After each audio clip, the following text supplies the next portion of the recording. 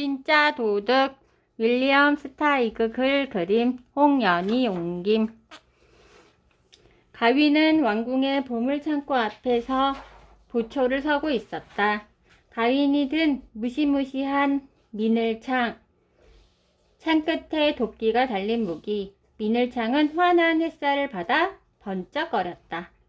잘 포장된 길이 햇빛을 받아 뜨거워지자 가위는 지나는 이들 눈에 띄지 않을 만큼 살며시 발 한쪽씩을 번갈아 가며 들곤 했다. 그때 관광객 몇이 다가왔다.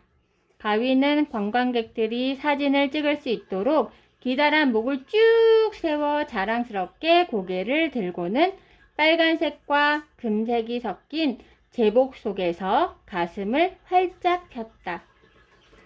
관광객들이 가고 나자 가위는 생각에 빠져들었다. 예전처럼 살면 좋지 않을까? 집에 있는 연못에서 헤엄도 치고 조그만 약초밭도 갈고 최고급 양배추며 강낭콩도 가꾸고 멋진 건물을 지을 설계도도 만들면서 가위는 언제나 훌륭한 건축 설계사가 되기를 꿈꾸었고 왕이 좋아할 만한 새 왕궁을 지을 계획도 머릿속에 그리고 있었다. 그 건물은 계란 모양을 그대로 따서 만들 거야. 가위는 새로 지은 보물창고를 지키는 수문장 자리 덕분에 꽤나 중요한 거위가 되기는 했지만 이 일은 사실 따분하기 짝이 없었다. 그 일을 맡게 된 것은 베질 왕이 강직하고 신뢰할 수 있는 가윈의 성품을 믿고 친히 수문장에 임명했기 때문이다.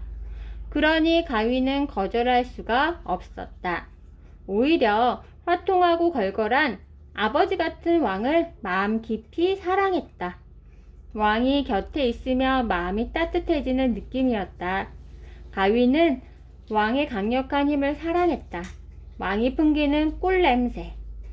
털에서건 옷에서건 숨결에서건 어디에서도 맡을 수 있는 그 꿀냄새가 좋았다. 가윈은 영원토록 호탕하고 훌륭한 왕의 은혜를 받으며 언제고 왕을 즐겁게 만들고 싶었다. 누구나 그랬다. 베질 왕은 워낙 인기가 많은 왕이었기 때문에. 하비와 가비, 매트모어라는 세 마리 거위가 가윈과 교대로 보물창고 앞에서 보초를 서도록 임명되었다. 하지만 창고의 열쇠는 왕과 가윈 둘만 갖고 있었다. 세 마리 거위는 간단하고 수수한 호위병 교대의식을 빈틈없이 연습했다. 정해진 시각에 호위병 둘이 두 차례 꽥꽥 울고 나면 교대할 거위가 뒤뚱뒤뚱 나오는 사이에 한 마리가 안으로 들어가는 의식이었다. 하루에 한 번씩 가위는 보물창고의 육중한 문에 달린 자물쇠를 열고 어깨로 문을 밀어 안으로 들어갔다. 그리고 모든 보물들이 제자리에 질서정연하게 있는지 확인한 다음 다시 자물쇠를 잠그곤 했다. 때때로 왕도 몸소 보물창고에 들렀다. 왕은 그 육중한 문을 슬쩍 손으로 밀어 열고 창고 안으로 들어가 보물을 정리하거나 얼마간 내오기도 했다. 보물창고 안에는 온갖 보석이며 메달, 역사적으로 가치가 높은 왕관들, 왕국을 꾸려 나갈 수 있도록 거둔 세금이 가득했다. 왕은 성가신 나랏일로 머리가 복잡하거나 이런저런 생각들이 밀려와 도무지 잠을 이룰 수 없을 때면 보물창고에 들러 금붙이나 마음에 드는 보석의 수를 헤아려 보았다. 그러고 나면 긴장이 풀리면서 잠을 푹 잘 수 있었다. 왕은 창고에서 뭔가를 내가거나 들여올 때마다 일일이 가윈에게 알렸다. 가윈은 이렇게 왕을 대하는 짤막한 회의 시간을 좋아했고 언제 다시 그런 기회가 오려나 기다리곤 했다. 이처럼 아주 오랫동안 아무 문제도 일어나지 않았다. 모든 일이 지루하기는 했지만 평화롭 평화롭게 돌아갔다. 그러던 어느 날 언제나 그랬듯 보물창고 안을 점검하다가 가위는 어쩐지 루비 더미가 좀 줄어들었다는 느낌을 받았다. 가위는 허겁지겁 루비의 수를 세어보고는 날개를 퍼덩이며 왕에게 뛰어가 루비 몇 개가 사라졌다는 소식을 알렸다. 베질 왕은 우선 가윈을 진정시켰다. 그러고는 들고 있던 꿀단지를 내려놓고 손가락을 닦은 뒤 가윈과 함께 보물창고로 갔다. 램프 불빛 속에서 둘은 숫자를 맞춰가며 찬찬히 루비의 수를 세었다. 확실히 8672개여야 할 루비가 8643개뿐이었다. 루비 29개가 어디론가 사라져버렸다. 베질 왕과 가위는 서로 얼굴을 바라보았다. 왕은 램프를 들어올려 가윈의 얼굴을 비추었다. 어떻게 여기에 들어올 수가 있었는가? 열쇠는 짐과 그대만이 갖고 있는데 그대가 실수로 문을 열어놓을 수도 있지 않은가? 가윈이 대답했다. 아닙니다. 그런 일은 절대 있을 수 없습니다, 폐하. 저는 언제나 신중을 기합니다. 점검하고 또 점검하고 몇 번이고 다시 점검합니다. 잠시 딴 생각을 할 때는 있어도 제 눈만큼은 언제나 똑바로 뜨고 있습니다. 저는 오른쪽과 왼쪽을 동시에 볼 수 있습니다. 정면을 그다지 잘 보지 못합니다만 왼쪽이나 오른쪽 어느 쪽 눈에도 띄지 않고 제 곁을 지나갈 수는 없습니다. 왕은 곧 하비와 가비 웨트보어를 불러들었고 새 거위는 비닐창을 든 채 황급히 달려나와 왕 앞에 섰다. 세 마리 거위는 차례로 신문을 받았다. 이상한 일이라고는 아무 일도 없었다. 그랬다면 마땅히 보고를 했을 거다. 그것이 우리의 임무이니까. 새 거위는 대답했다. 보물창고 앞을 지나간 동물도 평소와 다를 바 없었다. 가끔씩 외국 관광객이 찾아오긴 했지만 그런 것 말고는 아무 일도 없었다. 창고 문 가까이 간 동물은 아무도 없었다고 말했다.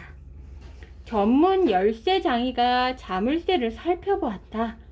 자물쇠에는 아무 이상이 없었다. 가위는 이제부터 더욱더 세심한 주의를 기울여야겠다고 왕에게 다짐했다. 2배, 3배로 철저히 지켜야겠다고 했다. 가위는 몽상을 하던 버릇을 없애고 왕과 왕국에 대한 중대한 책임감을 곱씹으며 한시도 경계를 늦추지 않았다. 가위는 지나가는 모든 생물을 세세히 관찰했다. 정처 없이 날아다니는 나비도 가윈의 눈을 비켜가진 못했다. 가윈은 하비와 가비 웨트보어에게도 주의를 주었다. 교대를 할 때마다 번번이 조심하게 라고 경고했다. 다들 무척이나 조심하고 또 조심했다.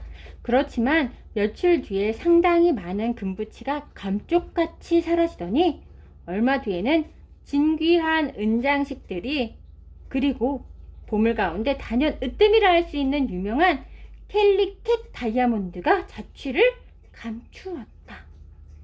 베질왕은 분노했다. 왕은 기다란 자줏빛 옷자락을 끌며 왕자 앞에서 왔다 갔다 했다.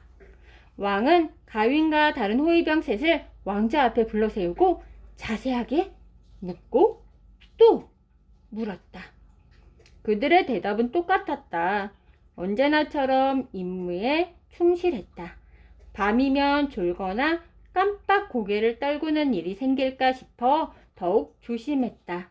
잠을 자다니 어림도 없었다. 정말이지 날개 아래로 고개 한 번 떨군 적 없다고. 수문장인 가위는 보초 서는 일을 하루에 1번에서 2번으로 늘렸고 보물들을 까다롭게 살펴보았다.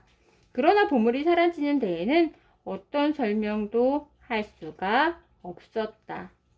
물갈퀴 발이 푹신푹신한 빨간 카펫에 점점 빠져들 만큼 신문을 받는 사이 가위는 왕이 자신을 탐색하듯 바라보고 있다는 걸 눈치챘다.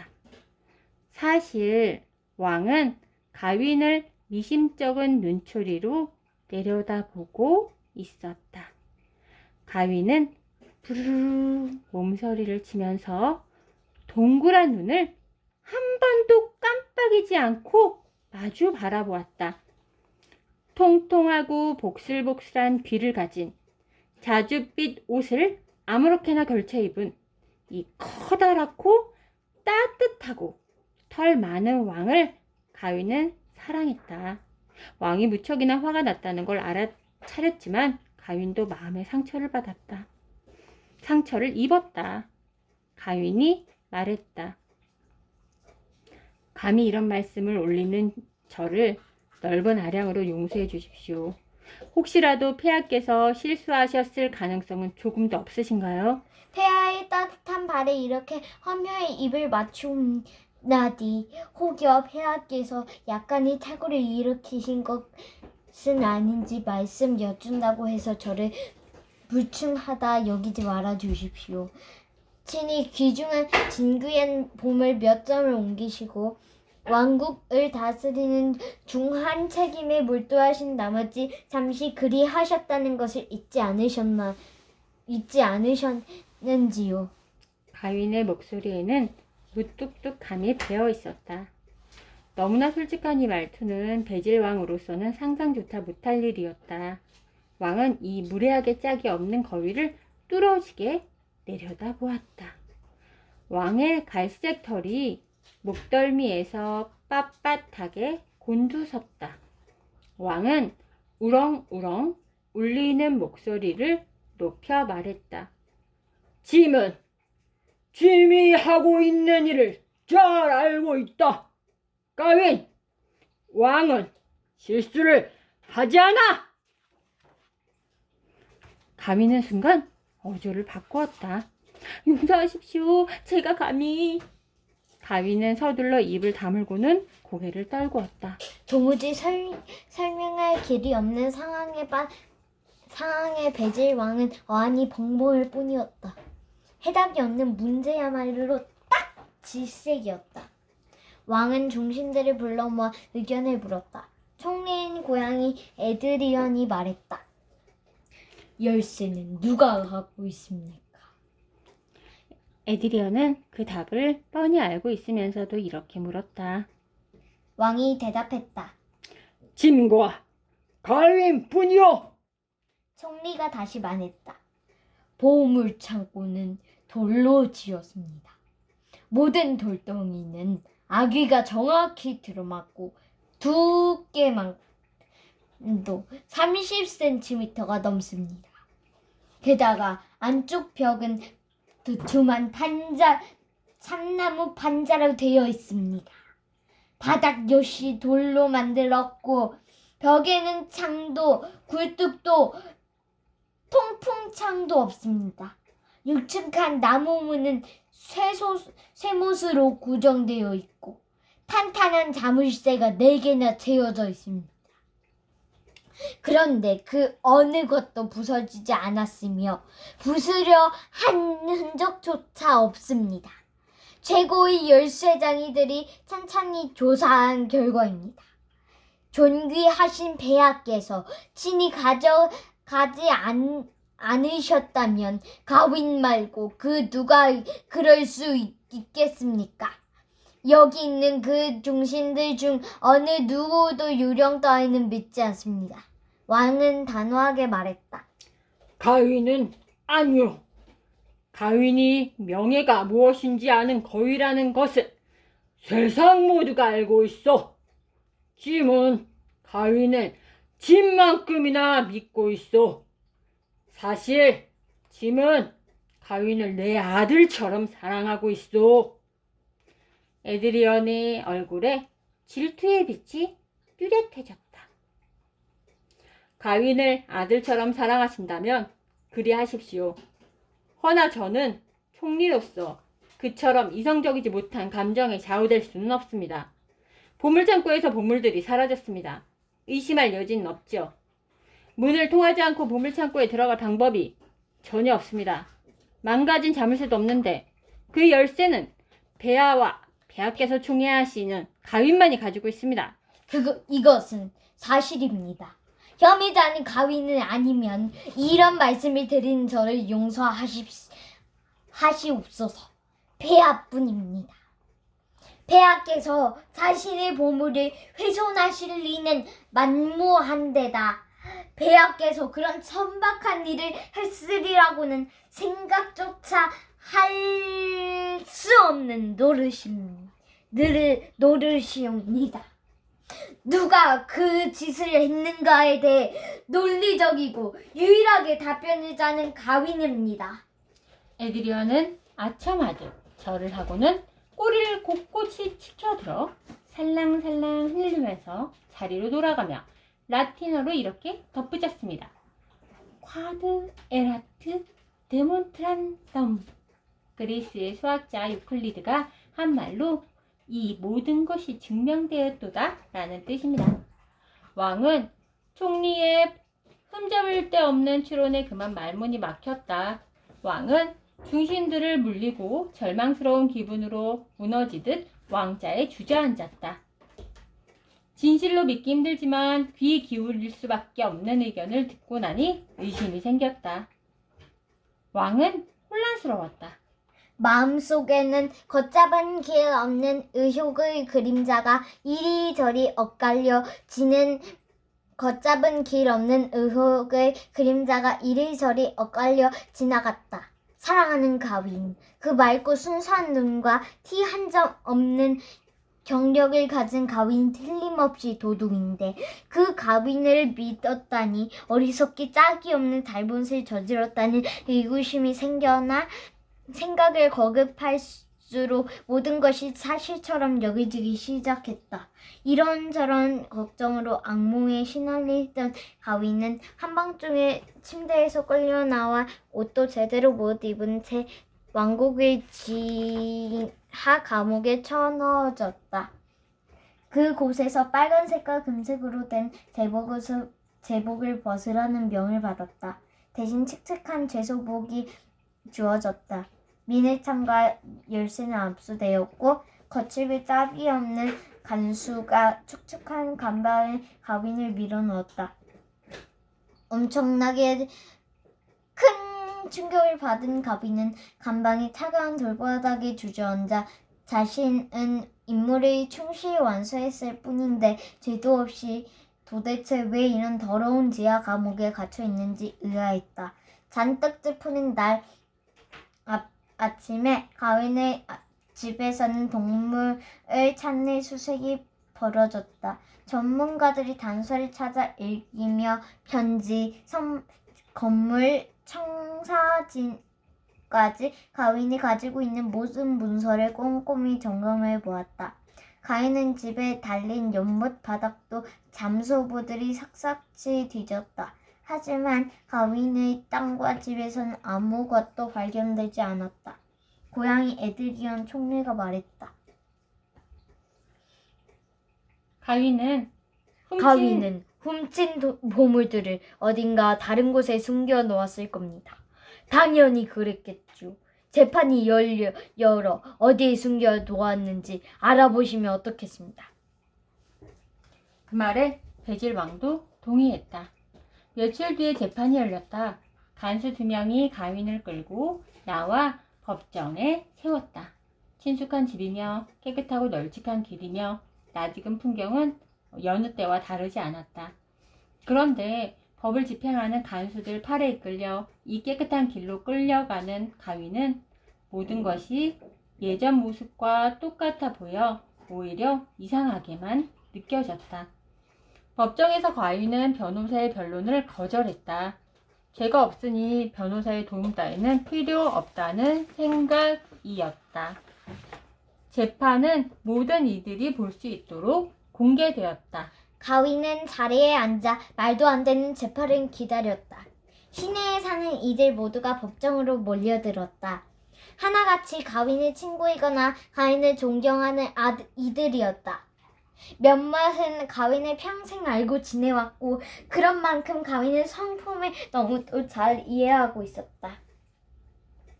또 몇몇은 가윈과 같은 학교에 다니기도 했고 그들은 함께 뛰어놀았고 뭐든 함께 나누었고 무슨 일이든 함께 즐거웠다. 그들은 모두 가윈을 아꼈고 가윈은 그들에게 무척이나 소중한 존재였다. 시내에 사는 동물들 모두의 사랑에 맞이하는 가윈의 도둑으로 몰렸다는 때 깜짝 놀랐다. 재판이 열린다는 소식을 듣고 나서 며칠 내내 그 이야기를 입에 올렸다. 가윈이 도둑이라고? 그런 허튼 소리가 어딨어.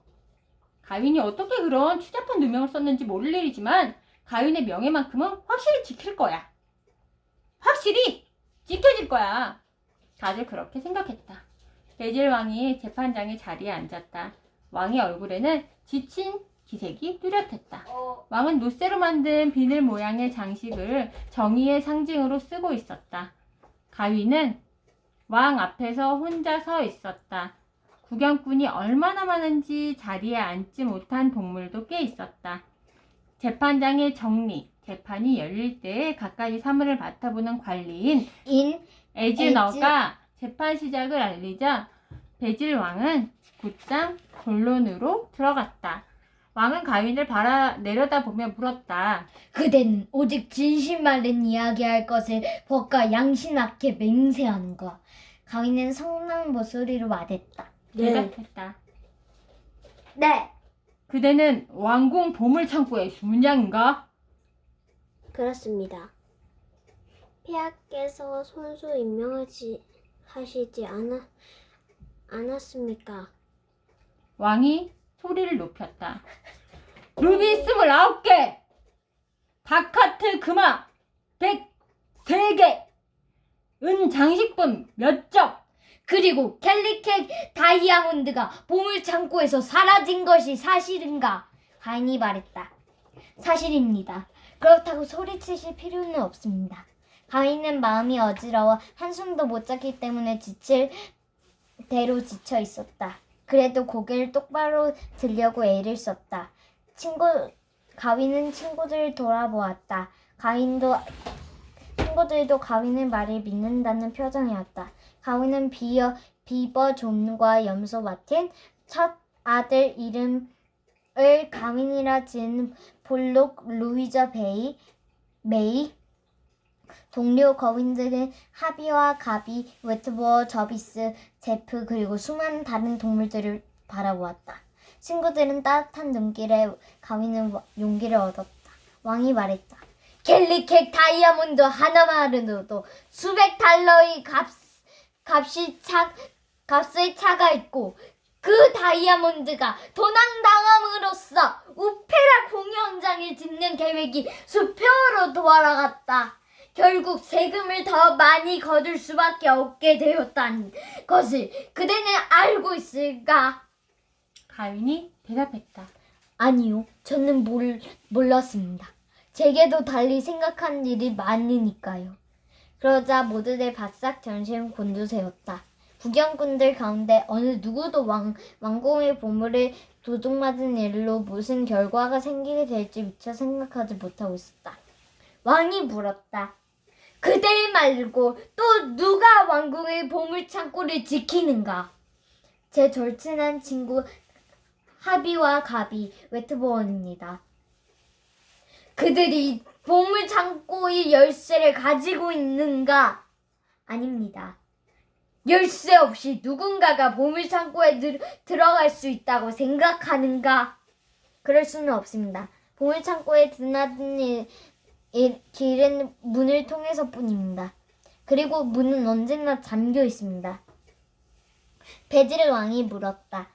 집 말고 무슨 창고의 열쇠를 집 말고 보물 창고의 열쇠를 가진 이는 또 누가 있는가? 저입니다. 가인이 대답했다. 그대 말고는 없습니다. 놀라움으로 가득 찬 웅성거림이 궁중 사이에 일었다. 왕은 장례를 정리하느라 소리를 높여야 했다. 재판정에는 오직 진실만을 이야기하라. 그대는 다른 누군가에게 열쇠를 내준 적이 있는가? 그대의 손길이 닿지 않는 곳에 열쇠를 그대의 손길에 닿지 않는 곳에 열쇠를 놓아둔 적이 있는가? 결코 없습니다. 낮에는 늘 제 허리띠에 매달아 놓았고 밤에는 베개 밑에 넣어 두었으니까요. 그렇다면 보물이 제 발로 보물창고를 벗어날 수 있다고 생각하는가? 왕의 질문에 킥킥거리는 웃음소리가 여기저기 들렸다. 가위는 발끈하며 대답했다. 불가능합니다. 자물쇠를 잠그는 것을 잊은 적이 있는가? 단 한 번도 없습니다. 그렇다면 그대 역시 짐의 말에 동의하겠군.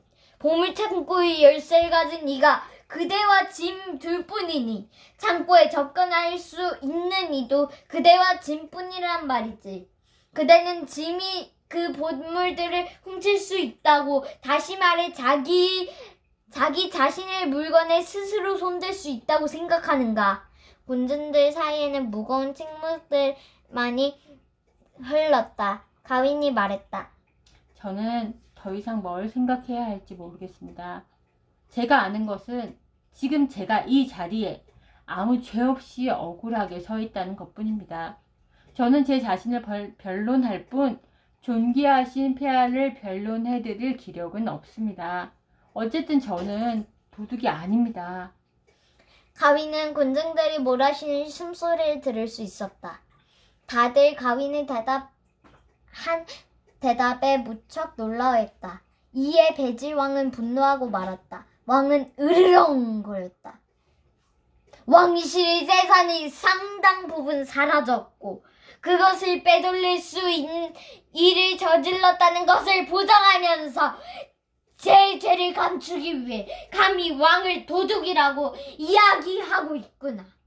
가윈은 왕의 숨결에서 꿀 냄새를 맡았다. 가윈이 말했다. 저는 무고합니다. 왕은 가윈을 손가락질하면서 공중들을 향해 말했다.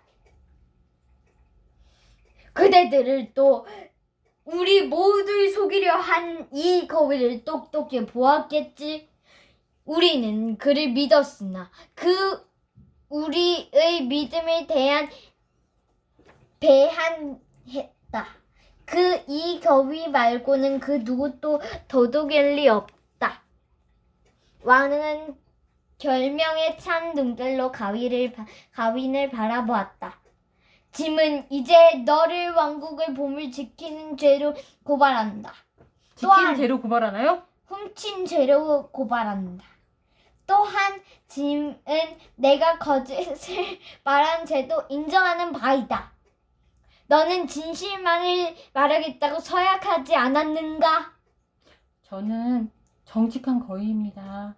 가위는 자기 말을 확인시켜 줄 눈빛을 찾아 친구들을 돌아보았다. 하지만 모두 가윈의 눈길을 피해버렸다. 하나같이 무척 황당한 얼굴이었다. 가윈은 친구들의 표정을 읽고 놀라움을 금치 못했다. 확실히 친구들은 더 이상 가윈을 믿지 않고 있었다.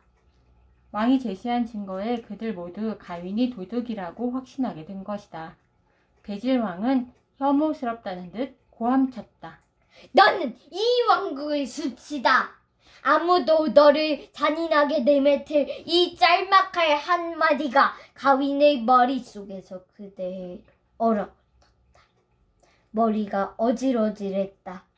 이 모든 일이 정말로 일어난 걸까? 아니면 내가 상상한 것에 불과할까? 가윈은 스스로에게 물어보았다. 왜 다들 나를 이상한 눈으로 바라보는 거지? 내가 정말 죄를 지었나? 하지만 무슨 죄를? 아니, 난 아무 잘못도 저지르지 않았어. 난 아니야. 이건 나를 놀리려는 장난일 거야. 조금만 있으면 다들 몰려와 농담이었다고 말하겠지? 그럴 리가 없어. 어떻게 저들이 내가 죄를 지었다고 생각할 수 있어? 가위는 친구들이 던지는 눈빛에 몹시 큰 상처를 받았다는 것을 알리려고 친구 하나를 차례로 돌아보았다.